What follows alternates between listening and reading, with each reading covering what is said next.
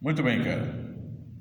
Levando em consideração a mais recente declaração expressa por aquela digníssima repugnância que voltou a governar nosso país, considerando também a oposição, declarada desta mesma repugnância em relação ao novo projeto anti-aborto, que equipara o mesmo a homicídio, eu creio que vale a pena pensar em outro tema que recentemente foi abordado, levantou, essa questão.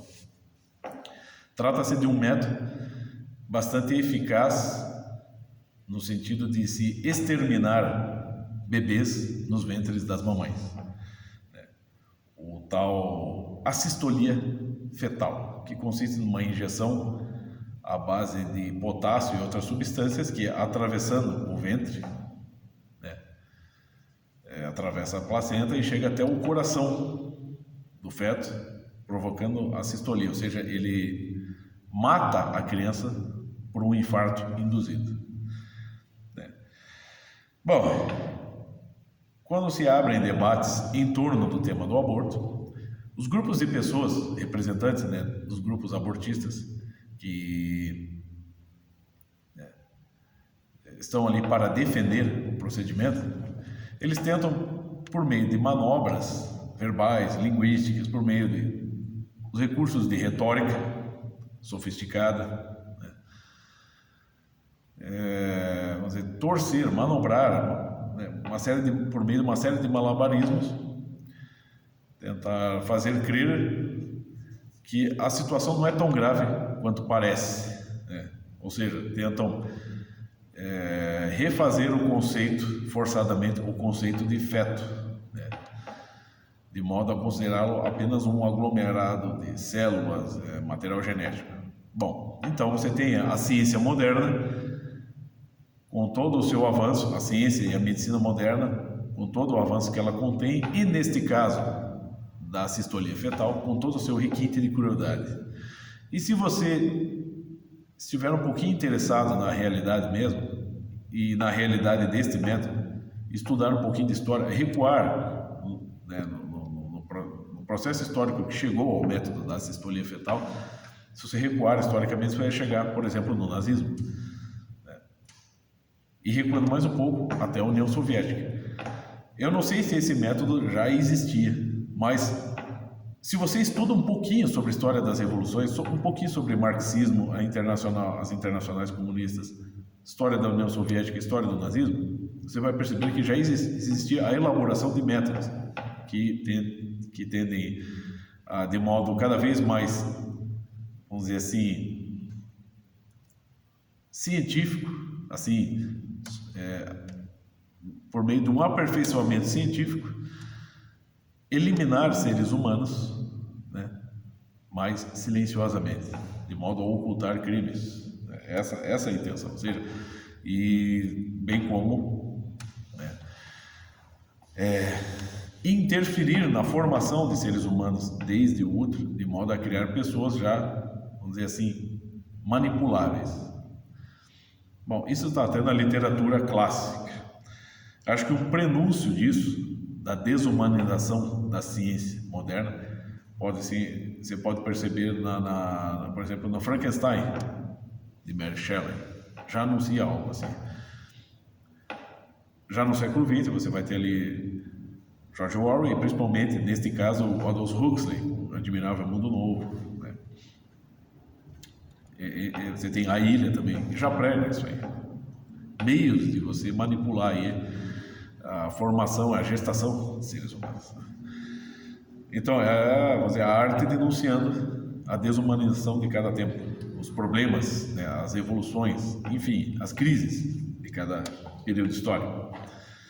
Então, é claro que como é que os movimentos, os representantes dos movimentos abortistas vão tentar manobrar essa situação? Bom, se trata apenas de um aglomerado de células, não haveria necessidade de se provocar um infarto. Porém, se recorre a todo expediente discursivo, retórico, e também se recorre ao Código Penal, cuja redação considera apenas o ser humano como tendo personalidade jurídica na sua vida extrauterina. Só que a questão é a seguinte: a realidade existe independentemente de nós. Bom, até um idiota semi-analfabeto como eu é capaz de entender um pouquinho da filosofia moderna também. Desde a cisão da Idade Média com o Renascimento, surge ali o racionalismo com Descartes. Eu até expliquei aqui, mal e porcamente, né? O surgimento da ideia do pensamento e da linguagem como independentes da realidade, né? A partir de René Descartes.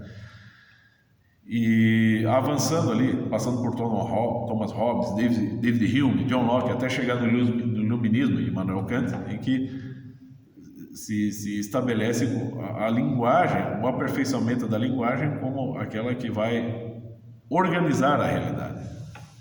Que a realidade é toda caótica e bruta e é a linguagem que aperfeiçoa. Ou seja, você está, né, como diria Schopenhauer, o mundo como vontade e como representação. Você está tentando ajustar o mundo conforme a sua filosofia, ou conforme a filosofia de qualquer um. Você está dando poderes aos seres humanos que eles não têm, que é ou seja, de reger a realidade. O ser humano não rege a realidade, ele participa da realidade, ele pode criar dentro da realidade, mas ele não rege a realidade.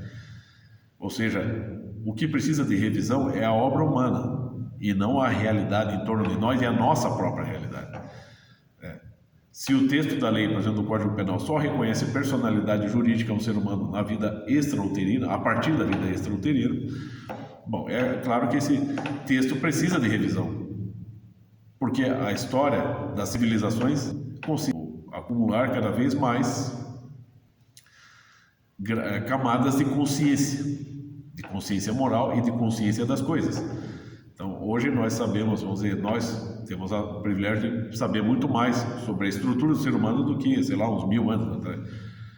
E isso deveria também, né, ser registrado na lei.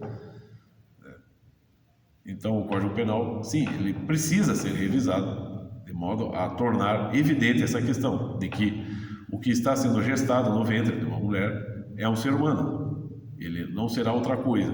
E ele já possui até batimentos cardíacos, portanto, ele pode sofrer, né? Ele pode sentir dor, né?